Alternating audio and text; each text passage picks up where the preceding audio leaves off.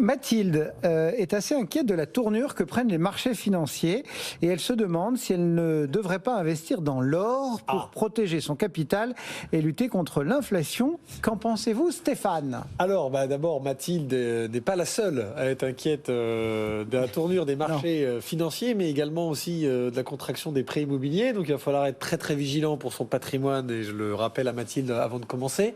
Alors, investir dans l'or, ma chère Mathilde, vous le savez, je n'ai jamais été un grand défenseur de l'or. Maintenant, on s'y intéresse, on va toujours surveiller. Et puis, je vais faire une réponse à Mathilde qui correspond déjà à un tout petit rappel. Dans sa phrase, il y a quelque chose il faut être très vigilant, mon cher Cédric. Protéger son capital, ça veut dire garantir son capital. Et lutter contre l'inflation, ça veut dire je voudrais quand même maintenir un niveau de rendement qui me permet d'absorber 2, 4, 6, 7% d'inflation selon si on prend l'inflation couverte par l'État ou pas. Donc en fait, là, il y a une antinomie un peu déjà, Mathilde. Il faut faire très attention parce que vous avez pas la possibilité, jamais, vous n'aurez aujourd'hui, sans escroquerie, donc soyez vigilante, de garantir de façon contractuelle votre capital tout en ayant un rendement qui absorbera les niveaux d'inflation actuels. Ça n'existait pas. Donc évidemment, soyez déjà vigilante là-dessus. Alors après, l'or, moi je suis toujours, c'est comme tous les métaux précieux, je ne peux pas le déconseiller. Je l'ai déjà dit depuis 2-3 ans, je ne comprends plus maintenant la façon dont l'or se comporte. 1856$ pour 30 petits grammes. Voilà, et vous vous rappelez, Christian avait rappelé qu'il fallait des années et des années pour comparer finalement le rendement de l'or par rapport à un rendement boursier. Donc ça reste un actif qui rassure tout le monde, et évidemment je ne peux pas venir là-dessus parce que l'or, quand on parle de l'or, on peut aussi parler de l'argent, on peut aussi parler du palladium, on peut aussi parler du platine, qui est une matière première qu'il faut regarder de très près avec les nouvelles batteries à hydrogène, etc. Enfin, je ne rentre pas dans le détail. Donc oui, si vraiment vous avez peur, Mathilde, l'or fait partie, parmi d'autres, de certains actifs. Maintenant, qu'est-ce que j'en pense surtout, j'ai rien à y gagner, mais ils sont bordelais, donc je vais les citer. Dans ces cas-là, parce que j'y pense, Mathilde, faites-le un peu vous-même et faites-le pour une petite partie de vos actifs. Ne faites pas de l'or papier, pardon. C'est pas le moment aujourd'hui. Et si vous n'êtes pas équipé, comme je le disais tout à l'heure sur ce genre de choses, ne ramenez pas une palette de lingots chez vous.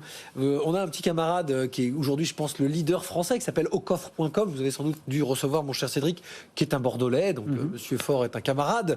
Je vais le citer, c'est un peu un concurrent. Oui, parce que sa boîte s'appelle Aucoffre et il s'appelle Monsieur Faure. Voilà, c'est pas fait exprès. C'est génial. Enfin, bon. Oui. Mais pourquoi c'est intéressant ? Parce que c'est une plateforme qui est simple pour Mathilde si elle veut faire de l'or aujourd'hui et se dégager finalement des coûts. L'inscription est gratuite. Elle va pouvoir mettre toutes sortes de pièces du marché existant, donc du second marché, des Napoléons, etc., etc. Mais aussi, Aucoffre est suffisamment solide aujourd'hui pour créer ses propres monnaies adossées à l'euro. Demain, évidemment, ses propres monnaies sans doute adossées parce qu'il cherche le statut de PSAN aux crypto-monnaies et aux blockchains. Donc le créateur est toujours très ouvert non seulement à la vieille industrie aurifère, mais également à tout ce qu'on peut faire autour de cette classe d'actifs. Et si on crée des cryptos adossés à un moment donné à l'or, eh bien la boucle sera bouclée et Christian pourra enfin en faire. Surtout très important, Mathilde, si vous faites de l'or, avec aucoffre.com, avec d'autres, mais avec Aucoffre c'est certain, vous avez une sécurisation totale de votre actif pour une grande partie, le fameux port franc de Genève. Donc niveau de sécurisation, de traçabilité, aucun risque. Et comme c'est une plateforme qui maintenant a plus de 10 ans, vous vendez, vous achetez en un clic avec des frais d'arbitrage et des frais de transfert très faibles. Ils ont même un service qui vous permet de ne pas avoir de frais de garde si vous investissez de façon très régulière. Ça, c'est très smart et proportionnellement.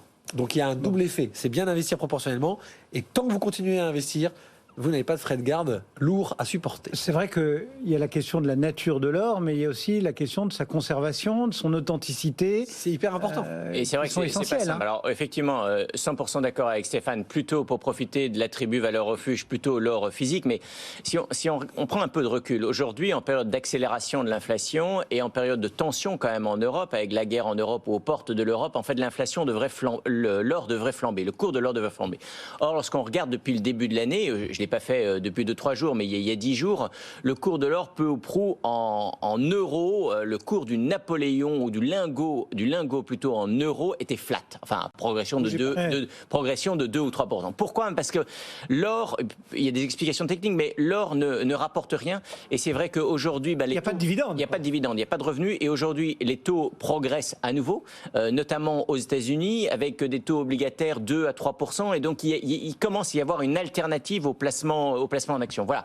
Donc sinon, pour le reste, d'accord avec Stéphane, oui alors, mais uniquement à titre de diversification à hauteur de 5 à 10% de vos placements si vous êtes particulièrement inquiet sur l'avenir avec tous les problèmes de frottement, de frais, de fiscalité et les difficultés de conservation dont on a parlé. Ce que dit Christian est très important, juste 15 secondes, il faut faire très attention parce que l'or, comme il n'a pas d'utilité financière, en tout cas ne rapporte pas de rente quelconque, vous ne pouvez lutter contre l'inflation, vous ne pouvez avoir de rendement à moyen ou long terme que sur finalement sa valorisation intrinsèque, donc sur la spéculation, les mouvements de foule dans un sens ou dans un autre.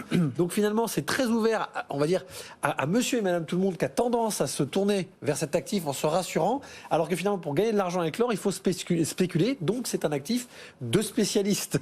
C'est tout ça, l'antinomie, c'est pour ça que j'ai jamais été super fan. Voilà une réponse très complète sur l'or pour Mathilde.